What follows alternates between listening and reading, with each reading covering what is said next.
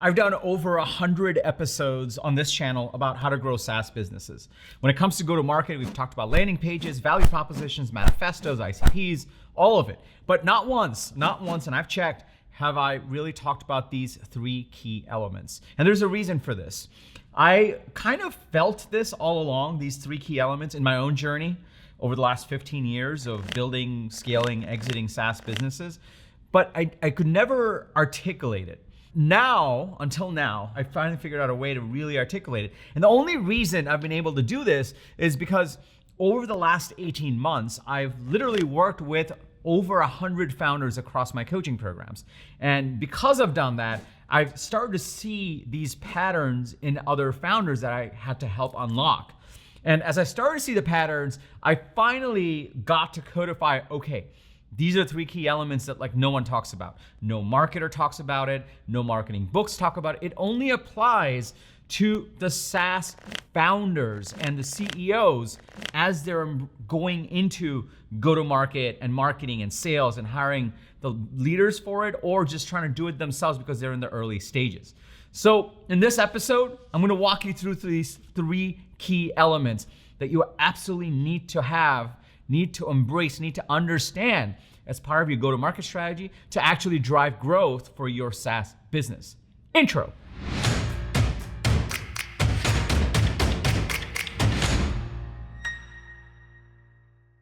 What's up, everybody? Welcome to Unstoppable. I'm TK, and on this channel, I help SaaS founders like you grow your SaaS businesses faster with an unstoppable strategy. Now, if you're new to this channel, welcome. I drop a video like this every single Sunday with actionable strategies on how you can grow your SaaS business faster. So be sure to hit the subscribe button and that bell icon. That way you'll get notified every single time I drop an episode with the TK energy. Now, if you're already part of this community, if you're already part of my SaaS coaching programs, my people, welcome back. It's really good to see you over here.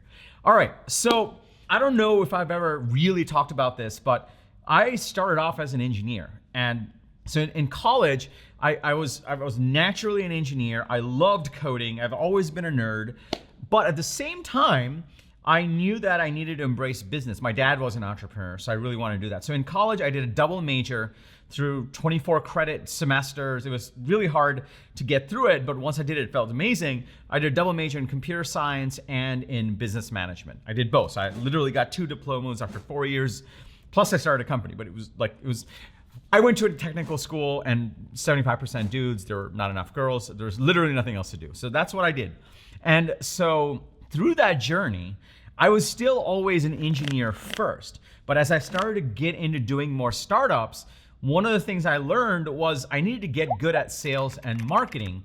And I was exposed enough to the core principles of sales and marketing as part of my business management degree that made me appreciate it and understand it. And then I figured out okay, I gotta get good at this if I really wanna go build a company and be successful at it. So that was my own journey. But the thing that I figured out is not everyone has the luxury of discovering that or understanding that. And they jump into building companies, as they should, because they're engineers and they're smart. And maybe they have some understanding of sales and marketing, but they don't really fully appreciate it or fully understand it. And that's been one of the biggest unlocks that I've had to learn to help other founders realize on, okay, if you really want to get your go-to-market strategy right, if you really want to grow your SaaS businesses, you're going to have to break through some blocks that you have that are just natural. And so I always felt this way. I personally had to overcome this. I had to really work at this. And that's why I was able to do what I did over the last 15 years. And so in this episode, I want to walk you through how I actually finally realized, I finally figured out how to distill these three key elements. I'm going to walk you through these, and when you start to understand these three key elements, it'll help you break through some barriers you may not even know exist. It'll help you actually strengthen your go-to-market strategy, and it'll help you actually drive more growth for your SaaS business because you'll actually know what you're doing when you're approaching it and some of the silent killers that come up. So that's what we're gonna dig into. So if you're excited to dig into the first key element, go ahead and smash that like button for the YouTube algorithm. It really likes it when you do that. And let's get into principle number one, key element number one. Key element number one kind of goes along with this diagram that you may have seen in other episodes that I've done. So let me kind of go through this diagram, and I'm going to give you key element number one. You'll understand it better. So every SaaS business, every successful SaaS business optimizes on these three key things. You need to have market, you need to have product, and you need to have go-to-market. Now, for us as engineers and early stage founders, we get excited about the product. We get excited about building the product, creating something unique and differentiated. We get really excited, but we get excited about the features, all of it. Trust me, I've been there. It's nothing wrong. When I think about second-time founders, they actually obsess about market first and then product. So they think about, well, what is the problem we're solving? How big is that market? Is this worth doing? And then what's the unique product? And the really seasoned founders that I find actually start with market and go to market and then go to product. And so the reality is that you need all three, okay? That's like the core thing that I want you to understand. So given that you have all three of these, that's when you're actually gonna find that sweet spot in the middle where you start generating cash. If you're over-indexed on any one of these, SaaS is just way too competitive out there today. Too many talented people. It's a great thing, but it also means that you may not be good enough to actually break through. It requires that level of effort and talent to nail all three to be successful in SaaS today. So given this, what is the first key element that you absolutely need to understand and just really get into your head? That key element is embracing sales, marketing, and go-to-market. And I started with this one because it seems absurd, but it's still true. I struggled with this when I first became a founder, and I meet founders all the time that struggle with this, where they don't fully embrace sales and marketing and go-to-market. They're either over-indexed and stuck in product and they get into the one more feature trap, or even worse, they say, cool, I'm just gonna do the product thing, I'm gonna do the CEO thing, and my marketing manager that I hired, who's actually an intern, is gonna figure out this positioning, messaging, and just go make it go boom. A junior person, like they'll get a junior person to do all of that. I've gotten emails, there's a lot of people that are actually marketing leaders and just marketing practitioners that watch this channel as well, which is awesome. And hi, by the way, if you are watching, smash that like button and put a comment below that I'm in marketing. If you are that, I'd love to hear from you guys. And believe it or not, I have gotten emails from marketers, marketing leaders, marketing practitioners. They're like, hey, I'm at an early stage company and I love your videos, and I'm trying to convince the founders to really embrace building a go-to-market strategy, really honing in on ICP, really getting the positioning right, but like they just don't want anything to do with it. And like you'd be shocked how many times I've gotten an email like that. So this is very much prevalent, very much true. And you know, chances are if you're watching a video like this, you're a founder that understands the value of sales and marketing. Otherwise, maybe you wouldn't be watching, or maybe you are, I don't know, I don't want to assume. But there are a lot of founders out there that just haven't truly learned to embrace sales and marketing and go to market. I struggled with that too until I saw the value and the importance and the depth in that. And one of the things that gets often confused with founders is how much should the marketing practitioner, the junior marketer or the mid-level marketer that you are able to hire own, and how much should the CEO and the founders own? And one of the biggest things that I learned and that I actually teach a lot of the folks that I work with is the CEO needs to own the go-to-market strategy until you hire a true VP of marketing. Until you hire a true VP of marketing and a VP of sales, which usually comes at the late Seed Plus stage or the Series A stage, you, the CEO and the founders, have to own that. You have to own, like, which market are we going after? You have to own your go-to-market strategy on positioning and messaging and ICP. You cannot delegate that to a junior person. One, because they likely haven't fully done it. They have always had a VP that led that effort. Two, it requires a full view of the business. It requires you to understand, well, what is our product and where is it going? What is the core problem? Why did we start this company? What's our mission? And all those things come together. So it has to be at that CEO founder level until the VP comes, and then the VP will still have to pull in the CEO and the founders for the strategic narrative. It's not just about knowing the value of it, it's about owning it. It's about owning key pieces of the go-to-market strategy because it's so core to the SaaS business. It's just as important as product and market, and you have to own both. So if you are owning the slide for the TAM slide in your deck, if you're owning the product vision slide and the company vision slide, just as important is for you to own the go-to-market slide and really understand the mechanics of it until you hire that VP of marketing and that VP of sales. And that's really what that first key element is, truly embracing sales, marketing, and go-to-market. It's no longer enough to just say, cool, let's go hire that person, let's go hire that agency, and they're just gonna go take care of this go-to-market thing for us. It's just not. I was trading emails with a 50-person company, and they approached me and they were like, hey, like, we really wanna get our manifesto right, we wanna get our strategic narrative right. And we've started to bring on people at those like bigger size ARRs. And we traded some emails, and I'm like, look, and this is true for others that do strategic narratives as well. It's like, look, I'll only do it if you guys are involved.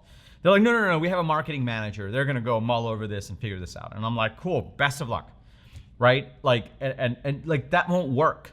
If you don't get commitment at the CEO and the founder level to really craft that go-to-market strategy, those core pieces, even in partnership with marketing and anyone else that you get involved, it's just not gonna work because it requires that level of strategic thinking, which only the founders can really own and see the full picture. And that's why embracing sales and marketing and go-to-market is super important, one of the critical elements to growing your SaaS business. And it's not just about recognizing it, as I just said, it's about owning it. And you have to decide to own it if you're gonna grow your business. No MBA program is complete without understanding sales and marketing, just as much as financials. And we may not like those things, but we still have to get dangerous enough on them until we get to a certain scale so that we can go recruit and hire great VPs of marketing and VPs of sales. So that's principle number one, key element number one. If that's making sense, comment below with a yes or just how you're feeling about it. If you struggled with it in the past, please share that. We want to get the comment thread going. I respond to every single comment. Now, key element number two, or principle number two, which is just as important, is to learn the art of persuasion. This is something that every founder should commit themselves to and figure out how to do. The art of persuasion, like at the end of the day, we are still communicating to our human brains.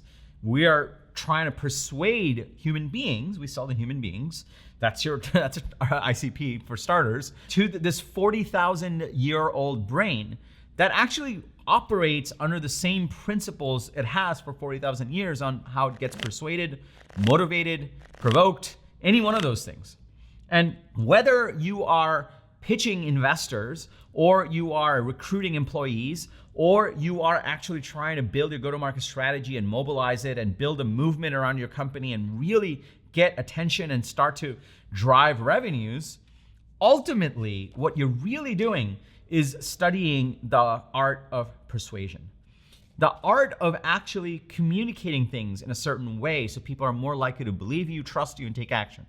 The art of setting the headline for a landing page or your homepage. At the early stages, if you're less than $1 million ARR, chances are that's gotta go through you. You don't want any random person in the team to just do that all willy-nilly. Like that's gonna align to your strategic narrative and your mission and the result you're giving and your value proposition. You have to own that. So in order to do all those things, marketing is so dangerous because people don't require certifications. People don't require a degree in marketing for you to say like, hey, I'm in marketing. It seems easy enough. And so, people think that they're dangerous enough in it and they just do it without understanding the core principles. The truth is marketing's hard and you got to understand and study some of the principles to really be effective. And that's why I started my go-to-market program, because it teaches you those core principles that are hard to understand. Otherwise you got to go read 100 books. With engineering, either you have the degree or you don't. Either your code compiles or it doesn't. With marketing or sales even for that matter, you won't know until 8 months from now if you did it right, but you might feel good about it. And that's the challenge. And so the second key element that founders, CEOs, leaders need to embrace is to actually learn the art of persuasion. And I guarantee you learn the art of persuasion, it's gonna come in handy beyond just go-to-market. It's gonna come in handy for everything else that you're doing, because ultimately as a founder, as you scale, your entire job becomes an art of persuasion. Getting employees to stay aligned, getting investors to stay, like managing your board, like as you get bigger, all those things round out to this one core thing, which is the art of persuasion. And that's super powerful. And even if you think about leadership, one of the critical components for leadership is the art of persuasion. It's also true that if you want to actually build a compelling go-to-market strategy, it's not just about doing the rote pieces. It's about also understanding the underlying art of persuasion that powers those things. I'll give you an example. Like whenever I do a manifesto review, and inside my go-to-market program, we have a very detailed way of crafting manifestos and ICPs. And whenever we do one, one of the things I'll talk about like right away with the founder is like, as we're digging into the slides, is like, cool, do you think that your ICP is driven by fear or driven by opportunity? Because based on that, your macro trend would be different. Your transformation would be different. Do we talk about impending doom, or do we talk about this unique opportunity that no one is thinking about? These are the nuances that you will never think about unless you start to understand the art of persuasion, which is why, and it's hard. It's hard to get all of that down. And so we try to find shortcuts on getting founders up to speed so that they can be dangerous and effective to get to this next stage, so that they can go hire VPs to actually get to that scale, which like so far, I think like 3 companies have raised Series A's and now are like hiring VP, which is awesome. And we'll get more. So the second principle is you gotta learn the art of persuasion. And if you do that, man, you will be unstoppable because it comes in handy in so many different ways. Now, there's a third one, but let me pause here for a second before I go to this third one. If you're starting to see the power in this, if you're starting to see like, you know what, TK, I've watched a bunch of your videos, you've never talked about this. Like if you're starting to see the power, like how no one seems to talk about this, can I just get a yes in the comments below? Also smash that like button for the YouTube algorithm. Really likes it when you do that. Also, if you're in this stage where you are a SaaS founder and you have some revenues and you're trying to figure out like, hey, how do I scale my revenues? How do I get my go-to-market strategy down? How do I mobilize maybe like the smaller marketing team that I have, so that I can get to the Series A stage and hire my VPs? If you're at that stage, and you want that go-to-market strategy to be built, and you want to pick up on these things and really learn the art of persuasion and how to craft these things, I invite you to check out my SaaS go-to-market coaching program. I'll link to it below, but I'll also tell you about it more at the end of this video if you stick around. Right now, let's go to principle number 3, key component number 3. Key component number 3 is use the scientific method in go-to-market testing. This is super interesting. Like one of the shifts that I try to get everyone to think about is marketing and sales is the same as shipping code. You're also shipping code for marketing, especially today with the amount of MarTech that exists today. When you think about changing the landing page copy or the headline, or creating a certain sales funnel so that people actually get to your demo or get to a free trial, or your pricing page, like when you're tweaking these things, when you think about the positioning and how to deploy that, when you're thinking about doing outbound or running ad, like whatever, any one of these things, it's kind of like shipping code to me. I look at it as shipping code. I look at shipping code because inevitably technology is involved. Inevitably you'll have to configure some software and get some data flowing, and like that's a thing. But more importantly, just like how we test code, just like how, if you push out a button, you want to see how many people click on it, and Mixpanel, and you want to see the effects of that, and you want to A/B test, like is blue does it better, or red does it better, or do we do it this way, or is this flow better? Like what gets activation more? All those things that we're doing are experiments to make the product better. That same thinking of following the scientific method of, well, we have a hypothesis and here's controls and here's experiment, we're gonna run it, and we're gonna make sure we get statistically significant data. That whole thing can be applied to marketing and sales in your overall go-to-market machine. One of the biggest caveats that I see in the program, like one of the things that we had to really watch out for because we learned the hard way in the first 20 founders that joined, but now we're really good at, is making sure that founders follow the scientific method, they're properly measuring the right things, but more importantly, they're running controlled experiments, particularly around channels, for example. We did a video on this recently, we'll link to it below. There's like 6 key ways, 6 key channels for B2B SaaS that you really need to worry about. There's a lot more, but those are the ones that you really want to think about. And for those, the founders that went in and tried all of them all at once without really strengthening their messaging, like they came back a couple of weeks later, just like their head spinning. They're like, we're doing a bunch of stuff. I'm like, I know, I told you, like you need to like do it one at a time. And so we baked it into the program to do it in a controlled way and actually run experiments to understand what's working and what's not, and tweak from there and look at, like, be clear about what metrics to look at. So embracing the scientific method in your go-to-market testing is super important. And I am well aware of the juxtaposition of this. This is what makes marketing and sales like such a complex topic where everyone thinks they can do it, but really there's very few people that are great at it. It's because it's both art and science. There is this art of persuasion, and simultaneous to that, there is this scientific method of testing. And you got to do both. There's the art of like, well, what is our positioning and messaging? But there's also the science of how do we experiment that and really land on something that's great and then scale from there. This third key component is instituting a discipline around testing and following the scientific method when it comes to building your go-to-market machine and your strategy. Sometimes, we like take manifestos, for example. On average, founders go through 3 iterations of a manifesto. I'm talking like through our strategy sessions, through testing in the market, and then coming back and then learning from the customers. It goes through 3 iterations before we truly land on something that really scales. The ones that do just one and just keep trying to push it and don't really do the scientific method, they don't do as well. But the ones that come back and iterate, they do way better. And it's all because they approach this from a scientific method point of view. And they approach it from really learning the art of persuasion and really honing in what really works well. And that's why, like, as we've done this successfully with a bunch of founders, we've started to actually bake in more into the program. I go in and re-record the trainings in the program consistently, because as we learn more, as we work at a bigger scale, we tweak that kind of like software, which is super exciting for me and fun because it's both software and coding and also like marketing and sales, which I love. That's the power. When it comes to growing your SaaS business, when it comes to your go-to-market strategy, let's recap here. Number one, you want to actually embrace sales, marketing, and go-to-market. And embracing is not about just saying, cool, we got that guy, that intern that's going to do it. Like, no, it's owning pieces of it, owning the strategy, because until you hire that VP of marketing, VP of sales, it's you. You need to own it. You can't just outsource it. Number two, learning the art of persuasion.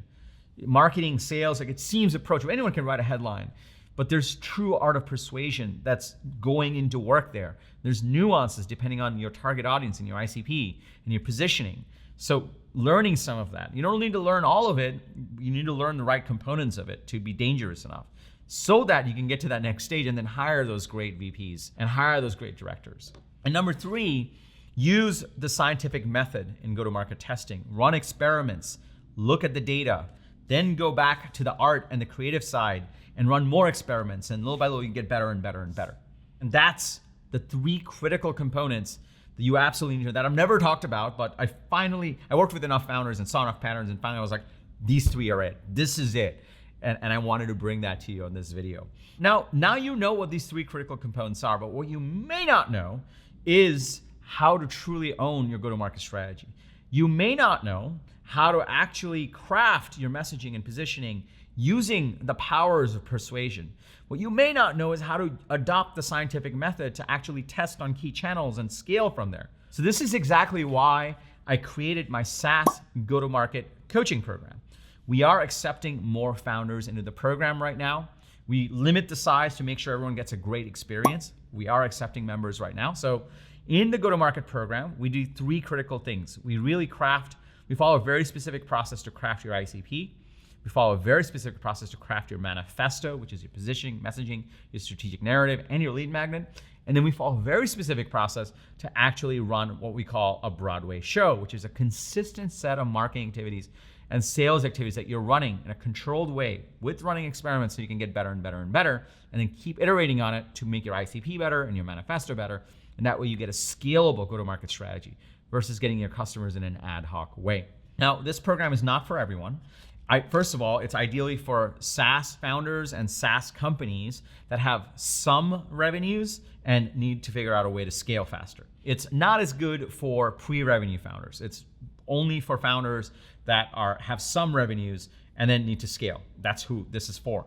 And it's for companies that are ready to invest in their growth. So if that's you, just go to tkkader.com/GTM. In there, you'll get all the details around the program. You'll also get a button in there where you can apply to join. The reason we run an application process is we just want to make sure that we can actually help you. So we ask you a few questions and we get on a call with you. On that call, we'll actually do a strategy session. We'll go through where you are with the business, what's holding you back, what's not. And based on that, We'll be able to tell like, hey, can we actually help you with the go-to-market program or not? You'll either walk away with insights around your business. I always see founders' eyes open up because no one's asked them these questions to really understand their business. So you'll walk away with insights. But on top of that, if you want to join the go-to-market program and we feel like you're the right fit, then we'll be off to the races. We'll tell you all about it and get you in. SaaS go-to-market program is where I spend 99% of my time now. It's super rewarding. It's amazing. Amazing founders, amazing success stories that are coming out, which we're happy to share with you after the call also, if you book that. Now, to close this out, this video has already gone on for long enough. If you got value from this video, please smash that like button. We are doing one episode a week now, but I'm going more in depth and talking about really meatier topics and taking more time on one episode. And so we put a lot of love into these. So if you're enjoying these different type of episodes that go deeper, please share it in the comments below. It'll just mean the world to us. Just give us feedback. If you haven't already, hit the subscribe button and that bell icon so that you get notified when I do more episodes like this. Now, if you're part of a Slack group, a WhatsApp group, any sort of group with other SaaS founders, startup founders, and you feel like they would get value from this, please share this video with them. It'll just mean the world to us. And lastly, remember, everyone needs a strategy for their life and their business. When you are with us, yours is going to be unstoppable. I'm TK, and I'll see you in the next episode.